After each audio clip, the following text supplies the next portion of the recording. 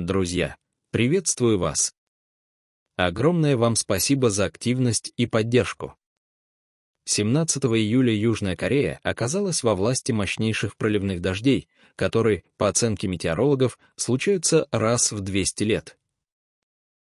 Особенно пострадали провинции Чхунчхон-Намдо, Сеул, Сичжон и близлежащие регионы. В результате стихии затоплены дороги, повреждены дома, отменены десятки рейсов и остановлено железнодорожное сообщение. По последним данным, по меньшей мере 2 человека погибли, десятки ранены, сотни эвакуированы. Корейские СМИ сообщили, что из-за обрушения подпорной стены на движущийся автомобиль погиб водитель.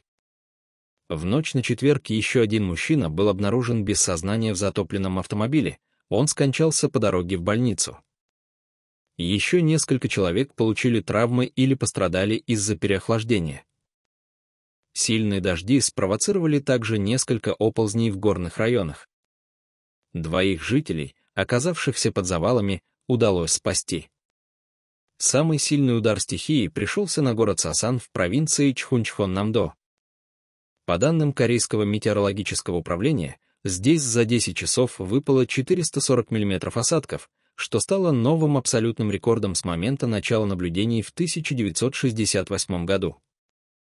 Предыдущее достижение 275 мм было зафиксировано в 1999 году. Министерство образования Южной Кореи сообщило о закрытии 403 учебных заведений по всей стране. Кроме того, в результате проливных дождей повреждены 166 зданий, включая жилые дома, административные постройки и объекты инфраструктуры. Согласно прогнозам метеорологов, на 18 и 19 июля ожидается вторая волна дождей. Сильные осадки будут сопровождаться порывами ветра до 70 км в час, особенно на западном побережье страны.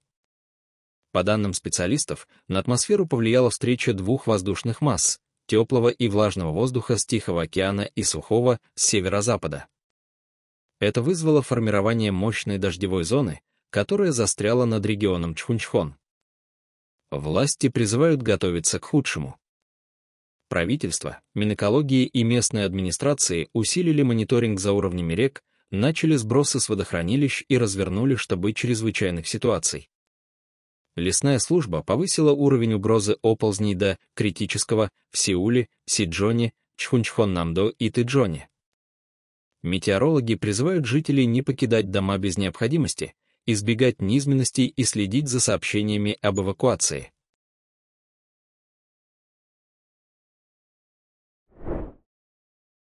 В городе Эль-Кут, столице провинции Васит на востоке Ирака, произошел крупный пожар в 5-этажном торговом центре Кут-гипермаркет.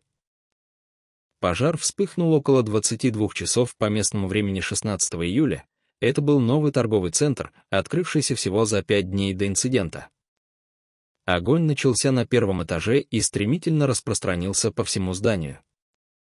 По данным местных СМИ, здание полностью выгорело, а под завалами остались погибшие. Министерство внутренних дел Ирака подтвердило гибель 61 человека, большинство из которых умерли от удушья. Еще 11 человек числятся пропавшими. Машины скорой помощи работали до 4 утра, доставляя пострадавших в больницы Кута. Причина пожара пока не установлена. Местные власти возбудили уголовное дело против владельца гипермаркета по статье, связанной с нарушением строительных норм. Губернатор провинции Васит объявил, что результаты расследования будут обнародованы в течение 48 часов. Он также пообещал наказать виновных в трагедии. Иракские СМИ и эксперты указывают на низкие стандарты строительства как возможную причину быстрого распространения огня. В провинции объявлен 3-дневный траур. — 17 июля на полуострове Рейкинес, расположенном на юго-западе Исландии, произошло очередное извержение вулкана, ставшее 12-м в регионе с 2021 и 9 с декабря 2023 года. Событие сопровождалось образованием эруптивных разломов, выбросами диоксида серы и временными ограничениями для жителей и туристов. Несмотря на снижение активности в некоторых зонах, газовое загрязнение остается главной угрозой. Извержение началось 16 июля, когда магма пробила земную кору, образовав первую трещину длиной около 700 метров к северу от Гриндавика. К 10 часам по местному времени основная трещина увеличилась до 2 километров 400 метров, а к 4 часам утра на следующий день появилась вторая трещина длиной около 500 метров, в результате чего общая протяженность эруптивных разломов составила примерно 2,5 километра. По данным Исландского метеорологического бюро, скорость излияния лавы варьируется от 500 до 700 кубических метров в секунду в стабильные периоды, достигая пиковых значений свыше 2000 кубометров в секунду в моменты наибольшей активности. Потоки лавы движутся по незаселенным районам, не затрагивая критически важную инфраструктуру, включая геотермальный курорт Голубая лагуна и город Гриндавик, расположенный в 3 километрах от эпицентра. Однако в южной части вулканической трещины активность значительно снизилась, а турбулентность в районе извержения утихла. К 9 часам утра 17 июля уровень гражданской защиты был понижен с чрезвычайного до опасного, что позволило жителям Гриндавика получить ограниченный доступ в город для проверки имущества. Голубая лагуна возобновила работу для посетителей, хотя все так же рекомендуется избегать длительного пребывания на открытом воздухе вблизи вулкана. Международный аэропорт Кефлавик, расположенный в 15 километрах от Гриндавика, работает в штатном режиме. 17 июля на Бухарест, столицу Румынии, обрушился мощный шторм, сопровождавшийся ураганным ветром, ливнями и крупным градом. Национальное метеорологическое управление Румынии объявило оранжевый, а затем красный код опасности для Бухареста и прилегающего округа Илфов. Порывы ветра превышали 90, а местами достигали 100 км в час, что привело к падению десятков деревьев на автомобили и дороги. Количество осадков составило до 30 мм, град диаметром более 4 см нанес ущерб крышам домов и сельскохозяйственным угодьям. В результате шторма были затоплены центральные улицы, подвалы и дома, а в одном из торговых центров города произошла эвакуация посетителей. Службы спасения Бухареста зафиксировали не менее 58 происшествий, связанных с подтоплениями и упавшими деревьями. Некоторые здания получили повреждения. В аэропорту Генри Каанда были изменены маршруты рейсов из Парижа, Клуж-Напоки и Штутгарта. Шторм унес жизни как минимум одного человека, точное число жертв пока уточняется. Власти мобилизовали экстренные службы Бухареста для устранения последствий стихии. Пожарные и коммунальные бригады расчищают дороги, убирают упавшие деревья и откачивают воду из затопленных районов. —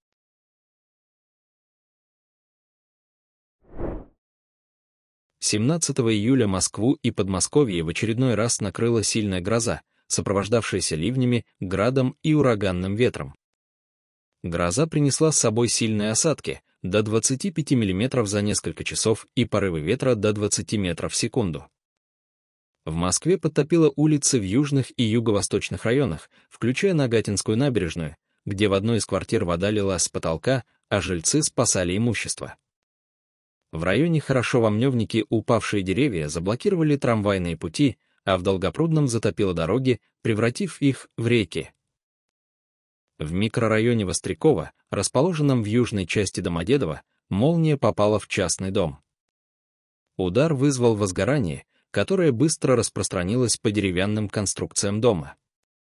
Огонь охватил крышу и внутреннее помещение, создав угрозу для жизни находившихся внутри. В момент пожара в доме находилась пожилая женщина, которая не могла самостоятельно эвакуироваться. Молодой сосед, заметивший возгорание, оперативно проник в здание и вытащил ее из огня до прибытия спасателей. МЧС по Московской области выпустила предупреждение о неблагоприятных метеоусловиях, призвав жителей избегать нахождения под деревьями, рекламными щитами и линиями электропередач. В регионе сохраняется неустойчивая погода с кратковременными ливнями и грозами, особенно в южных районах.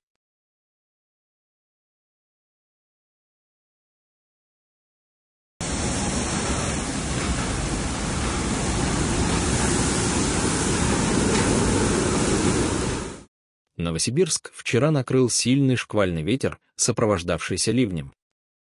По данным метеостанции Новосибирска, порывы ветра достигали 26 метров в секунду. Стихия длилась всего полчаса, но и за это время успела принести проблемы для города. Ливень, сопровождавший шквал, вызвал подтопление на улицах, где ливневая канализация не справилась с объемом осадков. Сообщается о поваленных деревьях в нескольких районах города, включая Дзержинский и Калининский. На улице Саввы Кожевникова наблюдались серьезные подтопления. В результате разгула стихии 59 домов в Дзержинском и Калининском районах остались без света из-за обрывов линий электропередач. МЧС по Новосибирской области направила бригады для расчистки завалов и восстановления электроснабжения.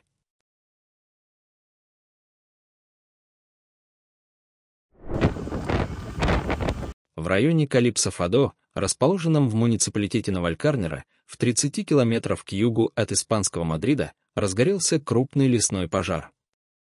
Согласно данным СМИ, пожар начался около 14 часов по местному времени 17 июля и стремительно распространился через сухую растительность в районе Калипсо-Фадо, пригородной зоны Навалькарнера. К 20 часам 15 минутам огонь достиг жилых домов, вызвав панику среди местных жителей. Порывы ветра, достигающие 15-20 метров в секунду, и экстремально сухие условия после многомесячной засухи способствовали быстрому продвижению огня. По предварительным данным, огонь уничтожил несколько жилых строений, а также повредил сельскохозяйственные угодья и лесные массивы. Точное число пострадавших домов пока неизвестно, но местные жители сообщают о значительных разрушениях. Для жителей Калипсо-Фадо и близлежащих районов, включая зоны в муниципалитетах Эль-Аламо и Вильенова-де-Луканьяда, была объявлена эвакуация. Для борьбы с пожаром были задействованы все доступные силы: пожарные бригады, бульдозеры для создания противопожарных полос и авиация. Несмотря на эти усилия, локализовать огонь не удалось из-за сложных погодных условий. Власти региона Мадрид объявили чрезвычайное положение в Навалькарнера и усилили координацию с национальными спасательными службами.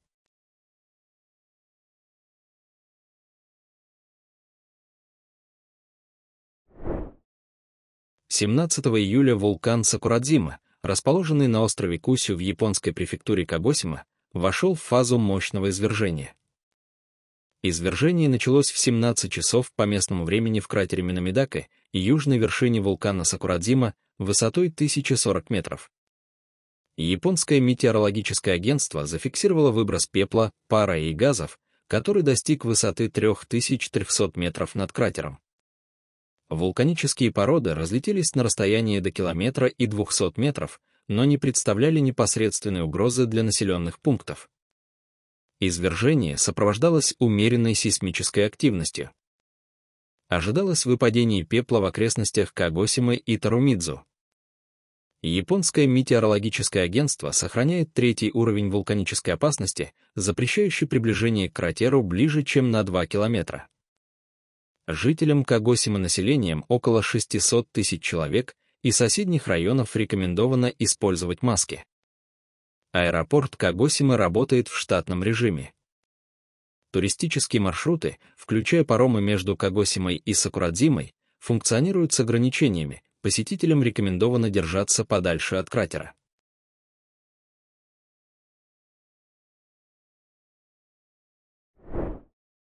Бангладеш продолжает бороться с последствиями сильных наводнений, вызванных мощными муссонными дождями и разливом рек.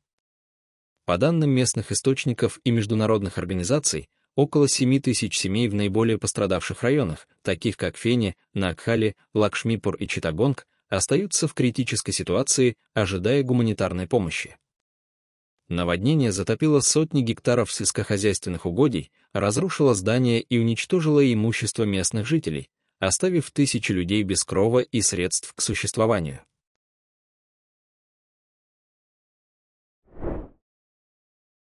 Провинция Пенджаб в Пакистане столкнулась с разрушительными наводнениями, вызванными мощными муссонными дождями.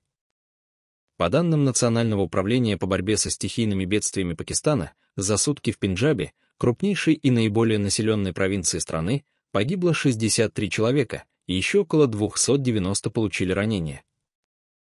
Большинство смертей связаны с обрушением зданий, вызванным потоплениями и сильными потоками воды. В городе Чиквал за 24 часа выпало 400 мм осадков, рекордное количество, превышающее месячную норму для региона. Наводнения затронули множество районов Пенджаба. Затоплены сотни гектаров сельскохозяйственных угодий, разрушены дома и инфраструктура. В Равалпинди и Исламабаде подтоплены улицы, а ключевые скоростные трассы, такие как автомагистраль М2, перекрыты из-за повреждений и скопления воды. Десятки авиарейсов из аэропорта Исламабада были отменены или задержаны. Национальное управление по борьбе со стихийными бедствиями Пакистана и армия Пакистана проводят масштабные спасательные операции. В труднодоступных районах Пенджаба задействованы вертолеты для эвакуации людей, оказавшихся в ловушке из-за затопленных дорог.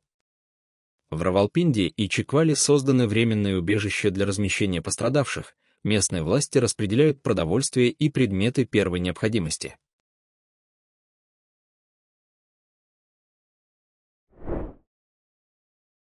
Река Гнилуша в городе Красный Сулин Ростовской области приобрела ярко-зеленый цвет. Жители поделились кадрами, на которых река покрылась плотным слоем зеленой пленки, напоминающей ряску с заметным пузырением воды. Пузырьки и зеленый цвет вызвали предположение об экологическом загрязнении. Министерство природных ресурсов и экологии Ростовской области оперативно отреагировало на сообщение. Специалисты выехали на место для подтверждения информации и отбора проб воды. Анализ должен установить, вызвано ли изменение цвета воды естественными процессами, такими как цветение водорослей или антропогенными факторами, например, сбросом химических веществ. Точные причины пока не названы, но предварительные версии включают как разрастание водорослей из-за жары, так и возможное загрязнение.